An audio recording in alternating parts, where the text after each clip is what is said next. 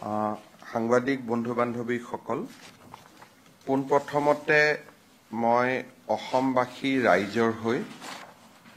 যোৱা সময়ত পেহেলগামত সংঘটিত হোৱা মৰ্মান্তিক ঘটনাৰ বাবে আৰু এই ঘটনাক বাস্তৱত ৰূপায়ণ কৰা পাকিস্তানৰ যি কাৰ্যকলাপ তাক আমি গভীৰভাৱে নিন্দা কৰিছো। প্ৰধানমন্ত্ৰী নৰেন্দ্ৰ মোদী ডাঙৰীয়াই সন্ত্ৰাসবাদক দেশৰ পৰা সম্পূৰ্ণৰূপে পৰাজিত কৰিবলৈ যি আজি বিহাৰত সংকল্প ঘোষণা কৰিছে তাক আমি সম্পূৰ্ণৰূপে সমৰ্থন জনাইছো আৰু পাকিস্তানৰ বিৰুদ্ধে লবলগীয়া সকলো ধৰণৰ ব্যৱস্থাৰ বাবে আমি অসমবাসী ৰাইজৰ সম্পূৰ্ণ সমৰ্থন আগবঢ়াইছো। জম্মু কাশ্মীৰৰ পেহেলগামত হোৱা ঘটনাত আপোনালোক ইতিমধ্যে সকলো অৱগত যে আমাৰ 25 গৰাকী ভাৰতীয় লোক বা ভাৰতীয় নাগৰিকৰ নিহত হৈছে আৰু এগৰাকী নেপালৰ লোকো বা নেপালৰ নাগৰিকো এই ঘটনাত নিহত হৈছে। আমি অসম চৰকাৰে সিদ্ধান্ত গ্ৰহণ কৰিছো যে এই ঘটনাত নিহত হোৱা প্ৰতিগৰাকী বিদেশী আত্মা বা বিদেশী ব্যক্তিৰ পৰিয়াললৈ আমি 5 লাখ টকাকৈ এটা সামান্য আৰ্থিক সাহায্য আগবঢ়াম। তেখেতসকলৰ যি সন্ত্ৰাসবাদৰ বিৰুদ্ধে তেখেতসকলৰ যি সংগ্ৰাম বা তেখেতসকলৰ যি ত্যাগ তাক আমি সোঁৱৰণ কৰি আৰু তেখেতসকলৰ পৰিয়ালৰ প্ৰতি শ্ৰদ্ধা জনাই আমি এটা কিঞ্চিত 5 লাখ টকাৰ আৰ্থিক সাহায্য এটা প্ৰতিগৰাকী নিহতৰ পৰিয়াললৈ আগবঢ়াবলৈ আমি সিদ্ধান্ত গ্ৰহণ কৰিছো। বহুদিন ধৰি আমাৰ ৰাজ্যখনো সন্ত্ৰাসবাদত আক্ৰান্ত হৈ আছিল। সেয়েহে সন্ত্ৰাসবাদত নিহত প্ৰতিটো পৰিয়ালৰ দুখ আৰু মৰ্মবেদনা আমি অনুভৱ কৰোঁ আৰু দেশত এনে ধৰণৰ ঘটনা বিশেষকৈ পেহেলগামত হৈ যোৱা ঘটনাই প্ৰতিজন অসমবাসীৰ মন মগজুক আঘাত কৰিছে। আমি সাংঘাতিকভাৱে দুখ পাইছো আৰু এই গোটেই যুদ্ধখনত এই পৰিয়ালকেইটিৰ লগত থিয় হৈ থাকিবৰ বাবে আমি এই সামান্য ধনৰাশি প্ৰতিগৰাকী নিহত পৰিয়াললৈ আগবঢ়াবলৈ সিদ্ধান্ত গ্ৰহণ কৰিছো। এই সংক্ৰান্তত আমি দেখা পাইছিলো যে কিছুমান ব্যক্তিয়ে সমগ্ৰ দেশতে যিকোনো প্ৰকাৰে পাকিস্তানৰ পৰা দৃষ্টি আঁতৰাই আনি তেওঁলোকে পাকিস্তানক প্ৰত্যক্ষ বা পৰোক্ষভাৱে সমৰ্থন কৰাৰ প্ৰৱণতা এটাও আমি দেখা পাইছো। অসমতো আমাৰ বিধায়ক আমিনুল ইছলামে আগবঢ়োৱা বক্তব্যই অসমৰ ৰাইজক ক্ষোভিত কৰিছে। পাকিস্তানক এক প্ৰকাৰ সমৰ্থন কৰাৰ যিটো প্ৰচেষ্টা সেই প্ৰচেষ্টাত আমি সকলো সাংঘাতিকভাৱে আঘাত পাইছো। আজি অসম পুলিচে তেখেতক দেশদ্ৰোহিতাৰ গোচৰত গ্ৰেপ্তাৰ কৰিছে আৰু মই আশা কৰোঁ যে অসম পুলিচে তেওঁক আদালতৰ সন্মুখলৈকে লৈ যাব আৰু আদালতে এই ধৰণৰ ঘটনাৰ যথাযোগ্য বিচাৰ কৰিব। মই এষাৰ কথা সকলোকে বিশেষকৈ যি বিভেদকামী শক্তি ভাৰত বিৰোধী শক্তি আমাৰ দেশত সক্ৰিয় হৈ আছে তেখেতসকলক মই সতৰ্ক কৰি দিব খোজো যে প্ৰত্যক্ষ বা পৰোক্ষভাৱে পাকিস্তানক সমৰ্থন কৰিবলৈ লোৱা যিকোনো প্ৰচেষ্টা অসমৰ মাটিৰ পৰা আমি হ'ব নিদিওঁ আৰু এনেকুৱা ধৰণৰ প্ৰচেষ্টা সংঘটিত হলেই সোশ্যাল মিডিয়াৰ পোষ্ট হক ফেসবুকৰ পোষ্ট হওক বা আন ধৰণে প্ৰত্যক্ষ বা পৰোক্ষভাৱে পাকিস্তানক সমৰ্থন কৰিবলৈ চেষ্টা কৰিলে অসম পুলিচক পোনছাতে ব্যৱস্থা ল'বলৈ মই নিৰ্দেশ দিছো আৰু অসম পুলিচে এই ক্ষেত্ৰত সক্ৰিয়তাৰে ব্যৱস্থা গ্ৰহণ কৰিব পাকিস্তানৰ ঘটনাটোৰ পৰা অকণমান মই আঁতৰলৈ যাব খুজিছো যোৱা কেইদিনমান আগতে মই প্ৰধানমন্ত্ৰী নৰেন্দ্ৰ মোদী ডাঙৰীয়াক নতুন দিল্লীত সাক্ষাৎ কৰিছিলো আৰু এই সাক্ষাতৰ যেটো মূল লক্ষ্য সেই মূল লক্ষ্যটো আছিল যে আমি ভূপেন হাজৰিকা ডাঙৰীয়াৰ ভাৰতৰত্ন ভূপেন হাজৰিকা ডাঙৰীয়াৰ জন্ম শতবাৰ্ষিকী যাতে সুন্দৰভাৱে বছৰজোৰা কাৰ্যসূচীৰে আমি অনুষ্ঠিত কৰিব পাৰো প্ৰধানমন্ত্ৰী ডাঙৰীয়াই অসম চৰকাৰৰ এই প্ৰচেষ্টাক শলাগিছে আৰু তেখেতেও কেইটামান পৰামৰ্শ দিছে যে কেনেকৈ এই গোটেই বছৰটোক আমি ভূপেন হাজৰিকাৰ কীৰ্তি ভূপেন হাজৰিকাৰ অৱদান ইয়াক ৰাষ্ট্ৰ মঞ্চলৈ লৈ যাব পাৰো আৰু তেখেতে নিজে 8 ছেপ্টেম্বৰত এই আৰম্ভণি অনুষ্ঠানত মুখ্য অতিথি হিচাপে যোগদান কৰাৰ বাবে তেখেতে আমাক প্ৰতিশ্ৰুতি দিছে খুব কম দিনৰ ভিতৰতে আমি ৰাজ্য চৰকাৰে উদযাপন সমিতি ঘোষণা কৰিম আৰু ইতিমধ্যে উদযাপন সমিতিত যোগদান কৰিবলৈ মই উত্তৰ পূৰ্বৰ মুখ্যমন্ত্ৰী সকলকো আহ্বান জনাইছো আৰু মই ভাবো যে আমি যথেষ্ট গৰিমা আৰু গাম্ভীৰ্যতাৰে সৈতে বছৰজোৰা এই কাৰ্যসূচী ৰূপায়ণ কৰিব পাৰিম ডক্টৰ ভূপেন হাজৰিকাৰ নামত ৰিজাৰ্ভ বেংক অফ ইণ্ডিয়া আৰু ভাৰতৰ বিত্ত মন্ত্ৰালয়ে যাতে এটা কইন বা মুদ্ৰা নিৰ্মাণ কৰে সেই তাৰ বাবে আমি ইতিমধ্যে টেকআপ কৰিছো মই কেইদিনমান আগতে বিত্ত মন্ত্ৰী নিৰ্মলা সীতাৰামন ডাঙৰীয়ানীলৈকে লিখিছো এই বিষয়ে আৰু মই বিশ্বাস কৰো যে ভাৰত চৰকাৰে জন্ম শতবাৰ্ষিকীৰ সময়তে ভূপেন হাজৰিকাৰ প্ৰতিশ্ৰুতিৰে সৈতে এটা কইন বা মুদ্ৰা প্ৰকাশ কৰিব বা আমি উন্মোচন কৰিব পাৰিম সেই বিশ্বাসও মই ৰাখিছো জন্ম শতবাৰ্ষিক সম্পৰ্কত আমি বিভিন্ন ব্যৱস্থা হাতত লম সেই বিষয়ে সময়ে সময়ে আপোনালোকক মই জনাই থাকিম নতুন দিল্লী ভ্ৰমণৰ সময়তে দুটা গুৰুত্বপূৰ্ণ প্ৰকল্প এটাৰ আধাৰশিলা আৰু এটাৰ উদ্বোধন কৰিবলৈ প্ৰধানমন্ত্ৰী ডাঙৰীয়াই সন্মতি প্ৰকাশ কৰে প্ৰথম আধাৰশিলা স্থাপন কৰিবলগীয়া প্ৰকল্পটো হৈছে ৭৫০০ কোটি টকা ব্যয় কৰি গুৱাহাটীত নিৰ্মাণ হ'বলগীয়া ৰিং ৰোড এই ৰিং ৰোড গোটেই ব্যৱস্থাটোত এটা বিশেষ ইয়াৰ আৰু এটা অংগ থাকিব যে এই ৰিং ৰোডৰ পাৰ্ট হিচাপে নাৰেংগী আৰু কুৰুৱাৰ মাজত ব্ৰহ্মপুত্ৰৰ ওপৰত দলংখনো নিৰ্মাণ হ'ব এই গোটেই কাম বা গোটেই প্ৰকল্পটোত ৰাজ্য চৰকাৰে এক বিশেষ ধৰণে সহযোগিতা আগবঢ়াইছে এই প্ৰকল্পটোৰ বাবে ভূমি অধিগ্ৰহণৰ সম্পূৰ্ণ খৰচৰ 50% ৰাজ্য চৰকাৰে ব্যয় কৰিব ৰাজ্য চৰকাৰে ফৰেষ্ট ৰয়েলিটি আৰু জিএসটি এই দুইটাই আমি নিৰ্মাণকাৰী সংস্থাক উভতাই দিবলৈ সিদ্ধান্ত গ্ৰহণ কৰিছো অৰ্থাৎ এই প্ৰকল্পটোত ৰাজ্য চৰকাৰৰ আনুমানিক কন্ট্ৰিবিউশন 1000 কোটি টকাতকৈ বেছি হ'ব ভাৰত চৰকাৰেও এই প্ৰকল্পটোত ভাইবিলিটি গ্যাপ হিচাপে প্ৰায় 3000 কোটি টকা ব্যয় কৰিব আৰু এই গোটেই প্ৰকল্পটো 7500 কোটি টকাৰ ব্যয়েৰে এই প্ৰকল্পটো নিৰ্মাণ হ'ব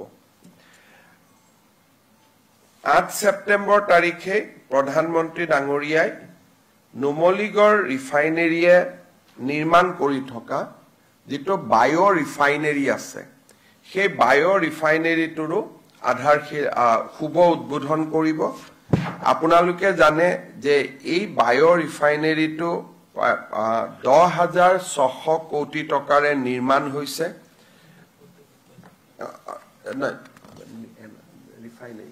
এটো মই ফাৰ্টিলাইজাৰ কৈছো এই বায়ো ৰিফাইনেৰীটো 2019 চনত প্ৰধানমন্ত্ৰী ডাঙৰীয়াই নিজ হাতেৰে আধাৰশিলা কৰিছিলে আৰু এই বায়ো ৰিফাইনেৰীটোৰ জৰিয়তে বাহৰ ব্যৱহাৰেৰে ইথানেলৰ উৎপাদন হ'ব আৰু ভাৰতৰ ভিতৰতে এটো প্ৰথম বায়ো ৰিফাইনেৰী হ'ব এতিয়ালৈকে ভাৰতত ভৱিষ্যতত বায়ো ৰিফাইনেৰী হ'ব কিন্তু এতিয়ালৈকে বায়ো ৰিফাইনেৰী প্ৰস্তুত হৈ উঠা নাই এই বায়ো ৰিফাইনেৰীটো এটা আমাৰ অসমৰ কাৰণে এক যথেষ্ট ডাঙৰ এটা মাইলস্টোন হ'ব 4,200 কোটি টকা ব্যয়েৰে ইয়াৰ নিৰ্মাণ কাৰ্য সম্পূৰ্ণ হৈছে এই বায়ো ৰিফাইনেৰীটোৰো প্ৰধানমন্ত্ৰী ডাঙৰীয়াই শুভ উদ্বোধন কৰিব অৰ্থাৎ 8 ছেপ্টেম্বৰত নাৰেংগী কুৰুৱাৰ দলং গুৱাহাটী ৰিং ৰোড বায়ো ৰিফাইনেৰীৰ শুভ উদ্বোধন আৰু ভূপেন হাজৰিকা জন্ম শতবাৰ্ষিকী এই আটাইকেইটা অনুষ্ঠানতে প্ৰধানমন্ত্ৰী মোদী ডাঙৰীয়াই অংশগ্ৰহণ কৰিব আমি আন এটা প্ৰকল্পৰ ক্ষেত্ৰত ভাৰত চৰকাৰৰ লগত খুব ঘনিষ্ঠভাৱে কাম কৰি আছো সেইটো হৈছে নামৰূপৰ ফাৰ্টিলাইজাৰ প্ৰজেক্ট আপোনালোকে জানে যে এই প্ৰজেক্টটোত 10,600 কোটি টকা ব্যয় হ'ব আৰু এই প্ৰজেক্টটো 40% অসম চৰকাৰে ইকুইটি আগবঢ়াব বাকি বৰ্তমানৰ যি BVCL Brahmaputra valley fertilizer corporation limited তেওঁলোকৰ অংশ 11% থাকিব হিন্দুস্তান উৰ্বাৰক আৰু ৰসায়ন লিমিটেড তেওঁলোকৰ 13% থাকিব নেশ্যনেল ফাৰ্টিলাইজাৰ লিমিটেডৰ 18% থাকিব আৰু অইল ইণ্ডিয়া লিমিটেডৰ 18% থাকিব অৰ্থাৎ গুটেই কেটা যদি অংশীদাৰী আমি যদি সন্মিলিত কৰো তেতিয়ালে আটাইতকৈ সৰ্ববৃহৎ অংশীদাৰিত্ব অসম চৰকাৰৰ হ'ব 40% আৰু দ্বিতীয় অংশীদাৰিত্ব হ'ব অইল ইণ্ডিয়া লিমিটেড আৰু NFL নেশ্যনেল ফাৰ্টিলাইজাৰ লিমিটেড 18 আৰু হিন্দুস্তান উৰ্বাৰক ৰসায়ন লিমিটেড ভাৰত চৰকাৰৰ এটা সংস্থা PSU তেওঁলোকৰ 13% আৰু বৰ্তমান BVCLৰ 11% অংশীদাৰিত্ব থাকিব আমি নতুন কোম্পানীটো কেনেকে হ'ব পাৰে তাৰ বিষয়ে ভাৰত চৰকাৰৰ লগত সঘনাই কথা পাতি আছো অসম চৰকাৰৰ লগত আলোচনা কৰি নতুন যেটো প্ৰকল্প হ'ব ভাৰত চৰকাৰে সেই কোম্পানীটোৰ নাম Assam fertilizer and chemical company limited নামে নামাকৰণ কৰিবলৈ সিদ্ধান্ত লৈছে তাৰমানে যেটো নতুন কোম্পানী হ'ব এই নতুন কোম্পানীটোৰ নাম হ'ব Assam fertilizer and chemical company limited এতিয়া মানুহৰ মনত প্ৰশ্ন হ'ব যে আগৰ BVCL টো কি হ'ব BVCL সমান্তৰালভাৱে চলি থাকিব অৰ্থাৎ পুৰণা যেটো ব্ৰহ্মপুত্ৰ ভেলী সাৰ কাৰখানা বৰ্তমান চলি আছে ভাৰত চৰকাৰে সেইটোকো বন্ধ নকৰাৰ সিদ্ধান্ত লৈছে অৰ্থাৎ নামৰূপত এতিয়া এটাৰ পৰিৱৰ্তে দুটা সাৰ কাৰখানা হ'ব BVCL টো চলি থাকিব আৰু আসাম ফাৰ্টিলাইজাৰ এণ্ড কেমিকেল যেটো কোম্পানী এইটো চলি থাকিব যেতিয়া নতুন কোম্পানীটো নিৰ্মাণ সম্পূৰ্ণ হ'ব তেতিয়া ভাৰত চৰকাৰে সেই সময়ত সিদ্ধান্ত ল'ব যে দুইটা কোম্পানী মাৰ্জ হ'ব লাগে বা নালাগে অন্তত 5-6 বছৰ BVCL সমান্তৰালভাৱে চলি থাকিব নতুন কোম্পানীটো BVCL অংশীদাৰিত্ব থাকিব 11% আৰু তেওঁলোকৰ নিজৰ ফাৰ্টিলাইজাৰ এতিয়া যে প্ৰডিউস কৰি আছে 3 লাখ মেট্ৰিক টন সেইটো চলি থাকিব নতুন কোম্পানীটোৱে ফাৰ্টিলাইজাৰ কৰিব 12.7 লাখ তাৰমানে যদি দুইটা লগ লগাই দিও ই 15.7 লাখলৈকে ই আগবাঢ়ি যাব দেশৰ ভিতৰতে one of the largest fertilizer company ই হবগৈ এই কোম্পানীটোৰ জেভি এগ্ৰিমেণ্ট নতুন কোম্পানী ফৰ্ম কৰা এই গোটেই কামবিলাক বহুত দ্ৰুত গতিত আগবাঢ়ি গৈছে আৰু মই ভাবো যে নতুন কোম্পানীটোৰ কাম কাজৰ টেণ্ডাৰ আদিও সেপ্টেম্বৰত প্ৰকাশ হ'ব আৰু ডিসেম্বৰৰ ভিতৰত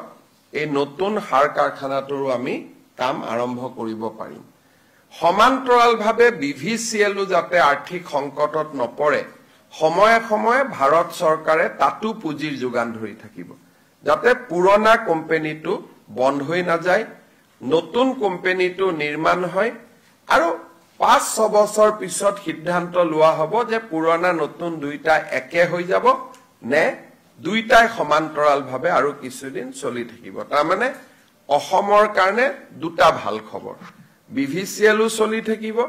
আসাম ফাৰ্টিলাইজাৰ এণ্ড কেমিকেল যেটো নতুন কোম্পানী হেতু চলি থাকিব বৰ্তমান পৰৱৰ্তী সময়ত তাৰ সিদ্ধান্ত হ'ব নতুন কোম্পানীটোত বিভিচিএলৰ 11% অংশীদাৰিত্ব থাকিব অসম চৰকাৰৰ 40% অংশীদাৰিত্ব থাকিব এই দুইটা কথা আমাৰ খুব বিশেষকৈ বায়ো ৰিফাইনাৰী নামৰূপৰ সাৰ কাৰখানা এই দুইটা কথা খুব সুন্দৰভাৱে আগবাঢ়ি গৈছে এডভান্টেজ অসমৰ সময়ত আমি আদানী গ্ৰুপৰ লগত 50,000 কোটি টকাৰ বিনিয়োগৰ কথা পাতিছিলো তেওঁলোকেও খুব ইন্টাৰেষ্ট লৈছে তেওঁলোকেও মোক প্ৰতিশ্ৰুতি দিছে যোৱা 10 দিনত দুবাৰকৈ তেওঁলোকে আহি মোক সাক্ষাৎ কৰিছে যে অক্টোবৰ মাহৰ ভিতৰত তেওঁলোকে গুৱাহাটী বিমানবন্দৰৰ শুভ উদ্বোধন কৰিব হিদিনাখনেই তেওঁলোকে গুৱাহাটীৰ এৰো চিটিৰ কাম নতুনকৈ শুভাৰম্ভণি কৰিব আৰু অসমত যদি অসম চৰকাৰৰ লগত আমি প্ৰকল্প মাটি বাৰী দিব পাৰো তেতিয়ালে তেওঁলোকে বাকি থকা 40,000 কোটি টকাও এয়াৰপোৰ্ট এৰো চিটি 10,000 কোটি টকা বাদ দি বাকি 40,000 কোটি টকাও তেওঁলোকে খুব সোনকালে ব্যয় কৰিব খুজিছে ঠিক তেনে ধৰণে আমাৰ এডভান্টেজ অসমৰ সময়ত স্বাক্ষৰিত হোৱা ভাৰত চৰকাৰৰ দুটা প্ৰজেক্ট খুব দ্ৰুত গতিত অনুমোদনৰ ফালে আগবাঢ়ি গৈছে এটা হৈছে গুৱাহাটী আৰু শিলচৰৰ মাজত 25,000 কোটি টকাৰ নতুন গ্ৰীনফিল্ড হাইৱে গ্ৰীনফিল্ড তাৰমানে পুৰণা ৰাস্তা নহয় সম্পূৰ্ণ নতুন ৰাস্তা হ'ব বৰাপানীৰ মাজেৰে গৈ পাঞ্চগ্ৰামত উঠিব হিউ খুব এটা অনুমোদনৰ দিশত তীব্ৰ গতিত আগুৱাই গৈছে আৰু নুমলীগড় আৰু গহপুৰৰ মাজৰ টানেলৰ অনুমোদনৰ দিশতো খুব আগুৱাই গৈছে গতিকে এই গোটেইখিনি যদি হৈ যায়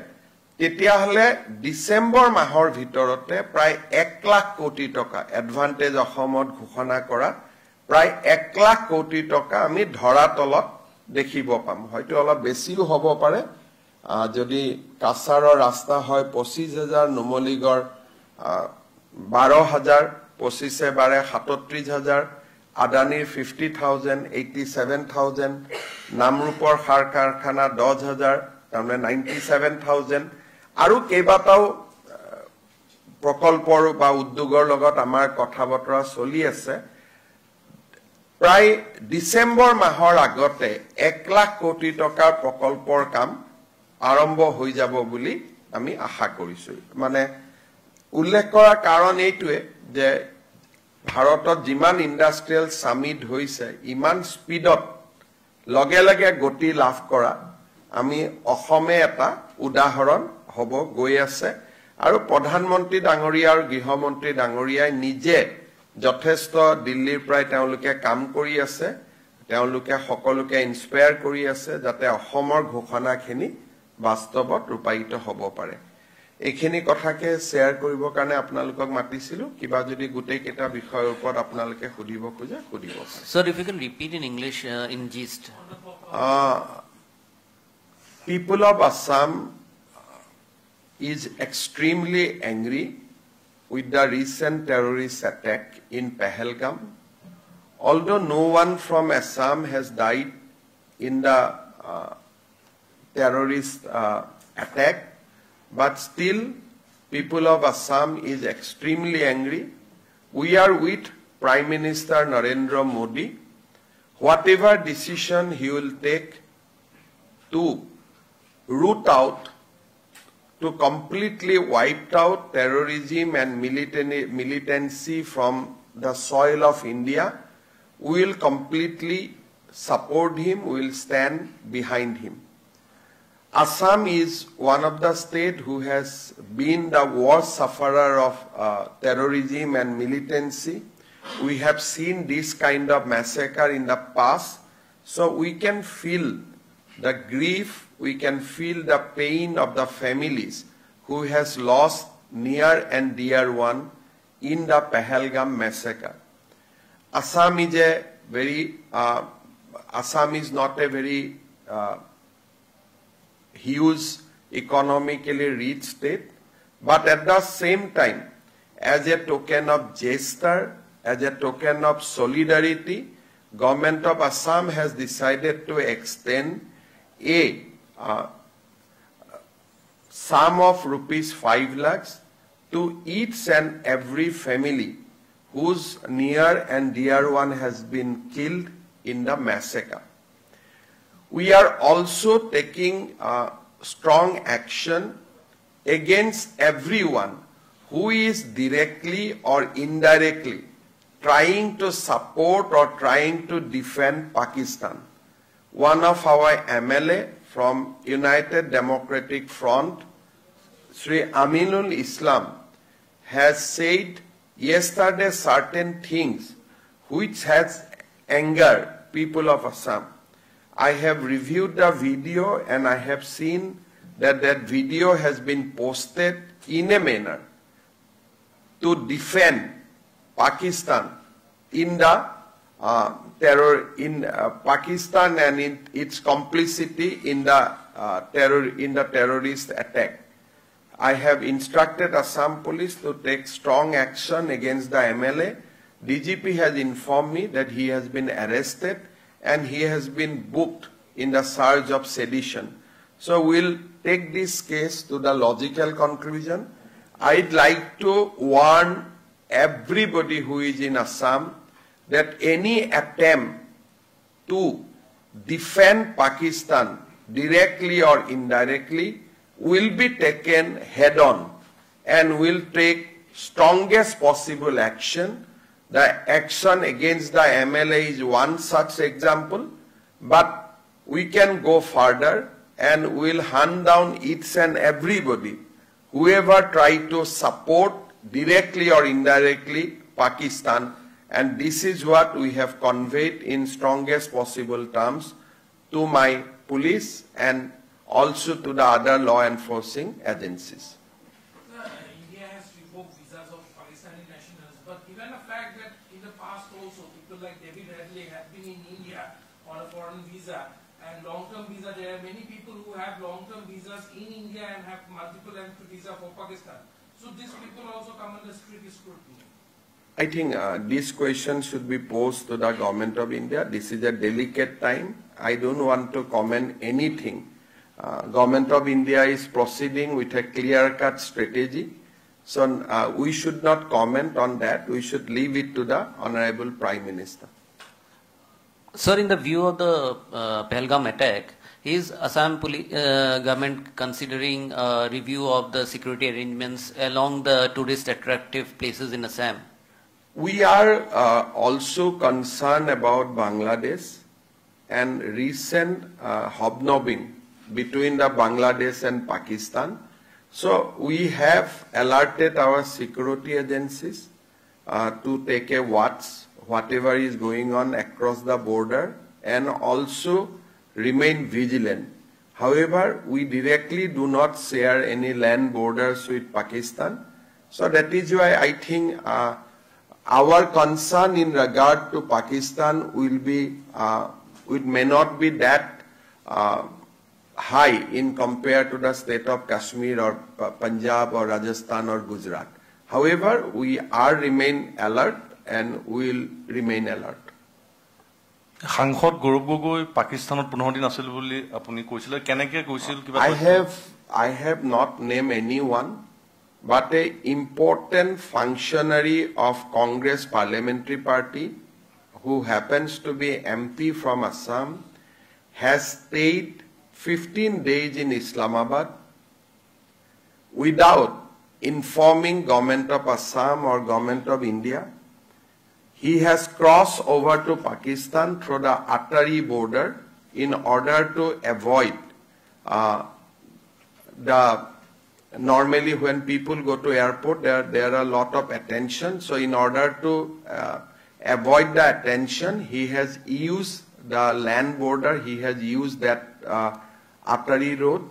I am not name anyone, but this matter is under investigation of SIT. We have got certain important evidence that the wife of MP used to receive salary from Pakistan for good 3 years. She was working in Delhi, but her salary used to came from Pakistan. So these evidences are already with us. We have examined the various staff of that organization. Everybody has confessed, yes, that is true. We have statements. However, in the month of June, July, we are going to discuss this thing with the Honorable MP. Assam Police SIT will meet the MP as well as his family to have his point of view, and then report will be submitted before September. But it is a fact that he spent good 15 days in Islamabad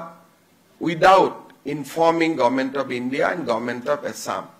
He has also made a dubious trip to Nepal during that period of time. You all know that ISI was very active in Nepal at that point of time. So back to back, a travel has also been seen to Nepal. We have examined, there was no public engagement reported. It was mostly a clandestine visit. So we'll also try to join the knots whether the visit of Pakistan and Nepal has any connection or it was just two independent visits. So all these matters are very, very serious, involving national security. And by September, SIT will bring out the report before the people. মই কোনো সংসদৰ নাম কব খোজা নাই অসমৰ এজন সাংসদে 15 দিন ইছলামাবাদত থকাৰ তথ্য অসম চৰকাৰৰ হাতত আছে ৰাইজৰ চকুৰ পৰা আতৰি পাঞ্জাবৰ আটাৰি বৰ্ডাৰ পোষ্টেদি এমপি গৰাকী পাকিস্তানত গৈছিলে গেটৰ আনপাৰে কোনে তেওঁক ৰিসিভ কৰিবৰ কাৰণে ৰখি আছিল কিহৰ কাৰণে Islamabad is a journey of long journey from Attari কোনে তেওঁক ইছলামাবাদলৈকে লৈ গল আৰু তাত কি কৰি আছিল এই বিষয়ে আমি জানিবৰ কাৰণে চেষ্টা কৰি আছো দ্বিতীয়তে সেই সময়ছোৱাতে তেখেতে নেপাললৈ গৈছিল আৰু সেই সময়ত নেপাল আইএসআই যথেষ্ট এক্টিভিটি আছিল নেপালত তেওঁৰ কোনো পাব্লিক এংগেজমেন্ট আমাৰ নোটিছত নাছিল হলিডেৰ কাৰণে গলে ইউজুৱেলি ফ্যামিলিৰ সৈতে যায় ইট ওয়াজ এ ইন্ডিভিজুৱেল ট্ৰিপ দুইটা ট্ৰিপৰ কিবা সম্পৰ্ক আছে নেকি তাকো আমি চাব চেষ্টা কৰি আছো তৃতীয়তে তেখেতৰ পত্নী পাকিস্তানত কাম কৰিছিল তেখেত নতুন দিল্লীলৈ আহে আৰু আন এটা অনুষ্ঠানত যোগদান কৰে কিন্তু নতুন দিল্লীত কাম কৰি থকা অনুষ্ঠানটোৰ এনেকুৱা এটা অনুষ্ঠান যে তেওঁলোকলৈকে পাকিস্তানৰ পৰা প্ৰতি মাহে টকা আহে আৰু সংসদ গৰাকীৰ পত্নীক সেই টকাৰে দৰমহা দিয়া হয় এই গুটেইখিনি কথা ডকুমেন্টস বেংকস একাউন্টস সকলো অসম পুলিচৰ হাতত আছে আৰু সংস্থাটোৰ পৰিচালকসকলক আমি যেটা ইন্টাৰোগেট কৰিছিল তেওঁলোকে কৈছিল যে এই ব্যক্তিগৰাকীক চাকৰিত লোৱাৰ আমাৰ কোনো প্ৰয়োজনীয়তা নাছিল সেই কাৰণে আমি কোনো টকা খৰচ কৰিব খোজা নাছিল তেতিয়া পাকিস্তানৰ পৰা আমাক কোৱা হৈছিল যে গুটেই দৰমহাটো আমি দিম আপোনালোকে তেওঁক চাকৰিত ৰাখক এই গুটেই কথাখিনি ৰেকৰ্ডত আছে গতিকে সেপ্টেম্বৰলৈকে মই ভাবো আৰু বহুত কথা পোহৰলৈ আহিব SIT ইনভেষ্টিগেশ্যন ৰিপৰ্ট আমি সদনৰ সন্মুখতো ৰাখিম, সাংবাদিকসকলৰ সন্মুখতো ৰাখিম। যিমান দূৰলৈকে পাৰো আমি তদন্ত কৰিম, আৰু যিমান দূৰলৈ আমি নোৱাৰো ভাৰত চৰকাৰৰ কোনোবা এটা সংস্থাক ফাৰ্ডাৰ তদন্তৰ আমি দায়িত্ব হয়তো দিবলগীয়া হ'ব পাৰে। মই ক্ষেত্ৰতে কোনে তেওঁ নিজেই তেওঁ ৰাজনীতি কৰা মানুহ, তেওঁক কোনে সহায় কৰিব? এটা পাকিস্তানৰ কোনোবা ৰাজনীতিবিদে সহায় কৰিছিল নাই কৰা, সেইটোতো মেটাৰ অফ ইনভেষ্টিগেশ্যন। আৰু মই জানো, মই নিশ্চিত যে কংগ্ৰেছ দলকো তেওঁ এই গোটেই কথাটো জনোৱা নাই। গতিকে ইয়াত মই বাকী কোনো কংগ্ৰেছ লিডাৰক টানিব খোজা নাই। জুন জুলাই মাহত তেওঁৰ পত্নীক নাই, চবকে সুধিম, স্বামী পত্নী আমি চবকে সুধিম, কাৰণ আমি তেখেতসকলক নুসুধাকৈতো একপক্ষীয়ভাৱেতো একো এটা ৰুলছ নেচাৰেল জাষ্টিচ কিবা এটা অভিযোগ কৰাৰ আগতে দুইজনৰতো ভিউজটো ল'ব লাগিব। গতিকে আমি ডেফিনেটলি কথাটো পাতিবই লাগিব। আৰু কিবা আছে? এইখিনি হ'ব, ঠিক আছে, ধন্যবাদ।